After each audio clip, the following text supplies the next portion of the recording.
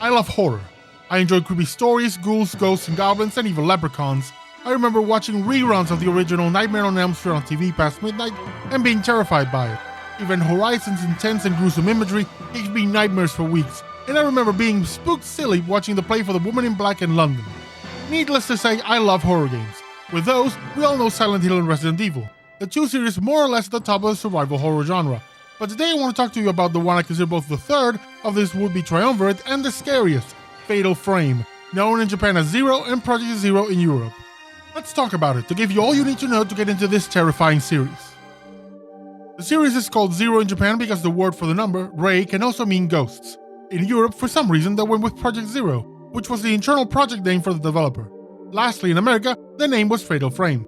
Series director and creator Makoto Shibata conceived of Fatal Frame after completing the development for Tecmo's Deception: Invitation to Darkness, inspired by his dreams and situations throughout his life that he felt were of a supernatural nature, something that would become the norm for most titles in the series.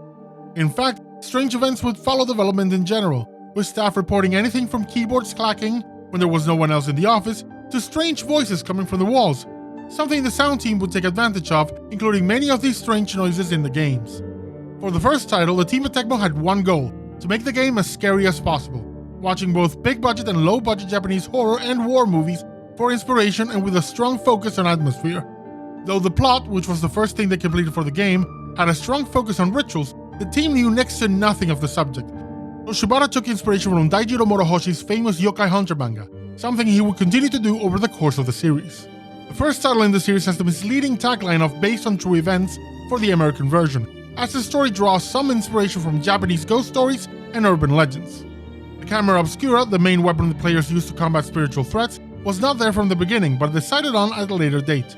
Originally, ghosts were to be avoided and only light would banish them, but they decided players should have an offensive option as well. Series producer Keisuke Kikuchi was not a fan of the idea at first, but saw it fit really well in the context of the game as development progressed. For the sequel, subtitled Crimson Butterfly, Shibata said the focus was on crafting a more interesting storyline that would hook players and encourage them to finish the game, as many had failed to do so for the first entries. It was too scary. Funny then, that Fatal Frame 2 is still considered one of the scariest video games ever made.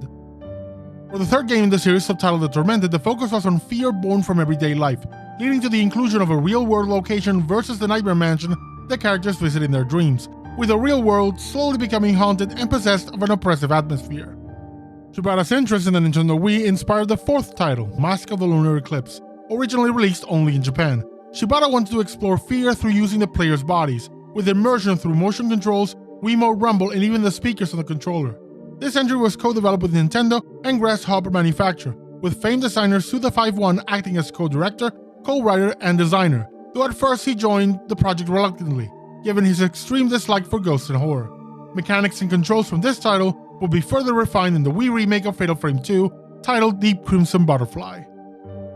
It wouldn't be the last time Nintendo hardware would inspire Shibata, as the Wii U and its unique controller and its potential use of the camera itself for immersion were at the core of Fatal Frame 5, Maiden of Blackwater.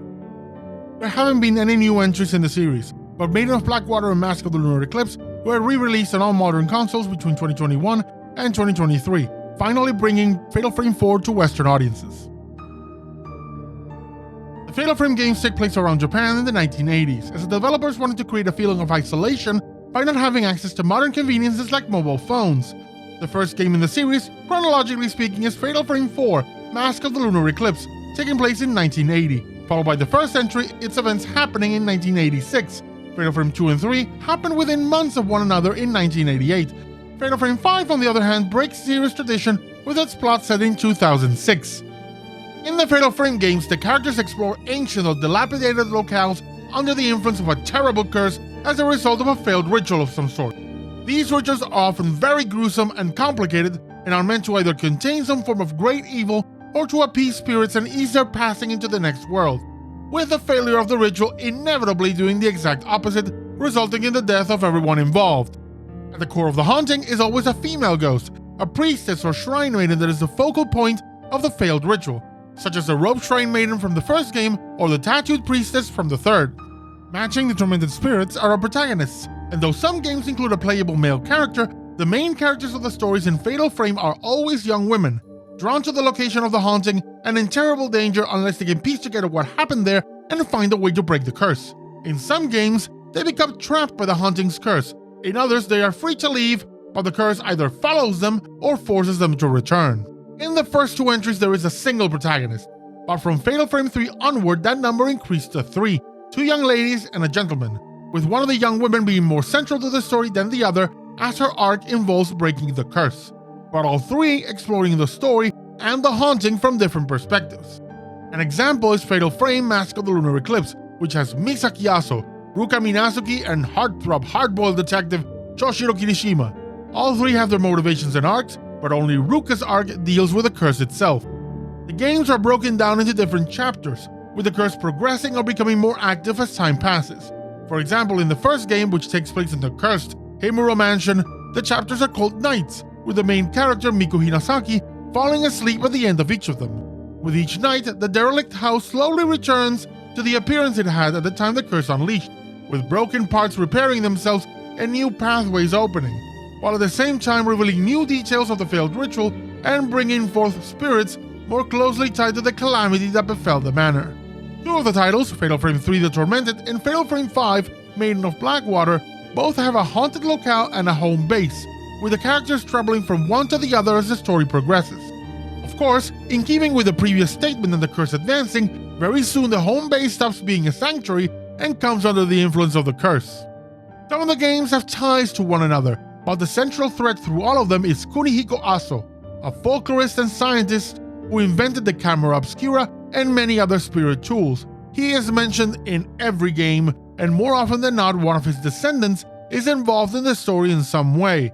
Fatal Frame 5 is unique that both the man himself in his youth and his descendant Ren Hojo play a part in the game's events. Atmosphere, atmosphere, and more atmosphere. Fatal Frame is the scariest survival horror game I've ever played, and it's all because they craft such an intense atmosphere that keeps you gripped from the beginning to the end. This is a series that doesn't rely that much on jump scares. I mean, they use them, but the core of the experience is the ever-present feeling of dread. Every time you open a door or walk down a hallway, you shiver when you think what might come for you. Audio design is key to it. Ambient sounds are prevalent, as are atmospheric tracks. When ghosts come around, their presence causes the audio to crackle and have this strange static and dissonance quality to it, which only intensifies the feeling of aversion against the spirits you're facing. Some of the battle tracks even have dissonant sounds as part of them. That's not to say the visuals aren't worth mentioning, as lighting, shading, and the visual design of the haunted locales and spirits also contribute greatly to the fear factor. Even the mildest ghost is unnerving to look at, and that includes the harmless ones. The enemy ghosts are downright terrifying, and you can't avoid it since your main weapon is a camera. The central ghost has what I can only describe as terrible beauty, stunning when they look alive and monstrous in their spectral visage. Unlike other survival horrors, there aren't that many enemies. There aren't rooms filled with ghosts to battle, but instead every single spirit is a unique individual. Someone who lived in the location you're in, someone who died there and is now trapped because of the curse at play.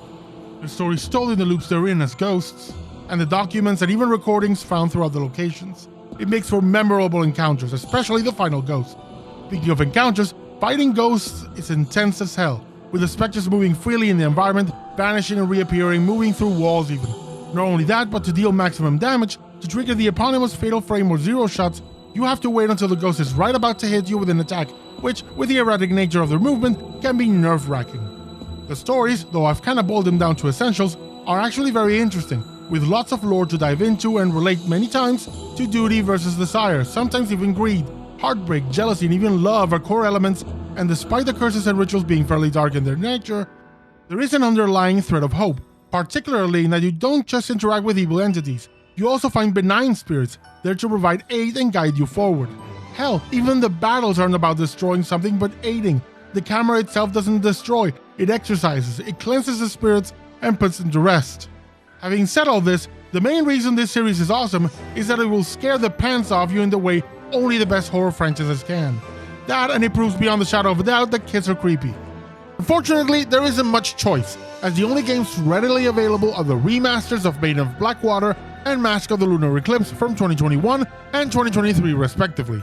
Miku Hinasaki, the main character from the first Fatal Frame, appears in both Fatal Frame 3 and 5, but those games were crafted so that you can play them without having to return to a previous entry. Of course, without them you might be missing some context, but you can still fully enjoy the game. And Fatal Frame 4, being chronologically the first title in the series, has no relation to any other game, so you can play it without any issue. And if you like this video, please hit that like button and maybe consider subscribing. Thanks for joining me, and happy trails!